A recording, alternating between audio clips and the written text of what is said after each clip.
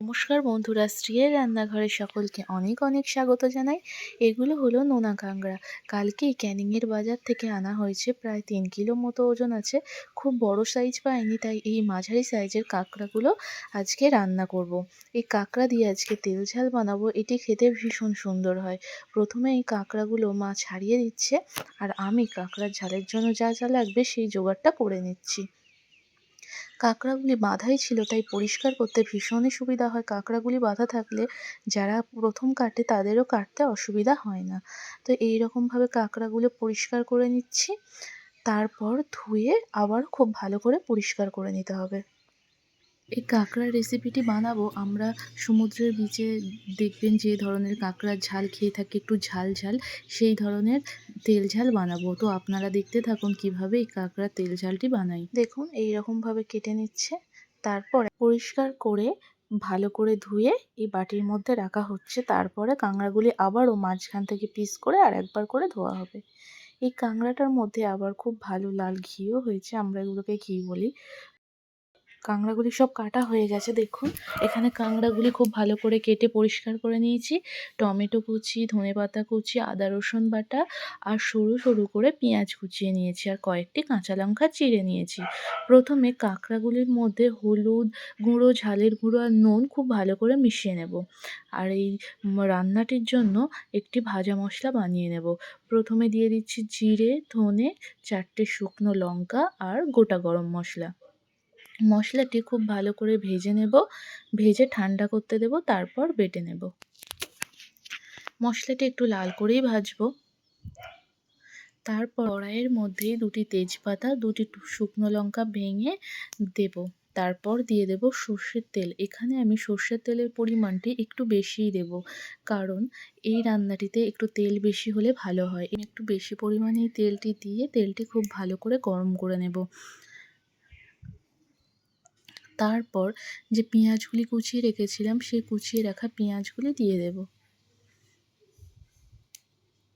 পেঁয়াজগুলি দিয়ে খুব ভালো করে এভাবে নাড়াচাড়া করতে থাকব। 2-3 মিনিট পরে যখন পেঁয়াজটি একটু নরম হয়ে যাবে, তখন বাটা আদা রসুনটি দিয়ে দেব।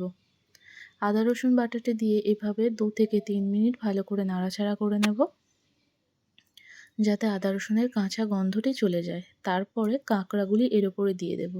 কাঁকড়াগুলি যখনই রান্না করব তখনই এইভাবে যদি রান্না করা হয়, কাঁকড়ার যে ঘিগুলো হয় সেগুলি একেবারে নষ্ট হয়ে যায় না। আর এইভাবে রান্না করলে কাঁকড়াগুলি এর স্বাদটা ভীষণ ভালো আসে। আমি পেঁয়াজ আদা রসুনের ওপরে কাঁকড়াটি দিয়ে খুব ভালো করে কষাবো। এভাবে 4-5 মিনিট খুব ভালো করে কষিয়ে নিয়ে টমেটো কুচিগুলি দিয়ে দেব।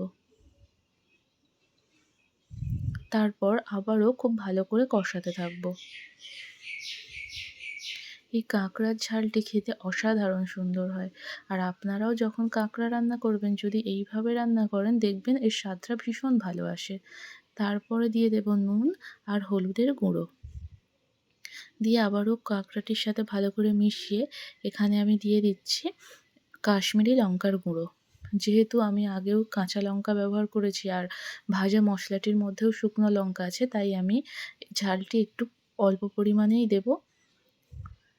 খুব ভালো করে কষিয়ে নিয়ে যে ভাজা মশলাটি বানিয়ে রেখেছিলাম, সেই ভাজা মশলাটি 1/2 চামচ পরিমাণ দেব। দিয়ে আবারও 2-3 মিনিট কষাতে হবে। মোটামুটি পুরো কষানোটাই প্রায় 10 থেকে 12 মিনিট সময় লেগেছে। যখন এইরকম কালারটি চলে আসবে, তখন উষ্ণ গরম জল দিয়ে দেব পরিমাণ মতো। কারণ এটি একটু কষা কষা হবে, খুব বেশি জল ব্যবহার করব না।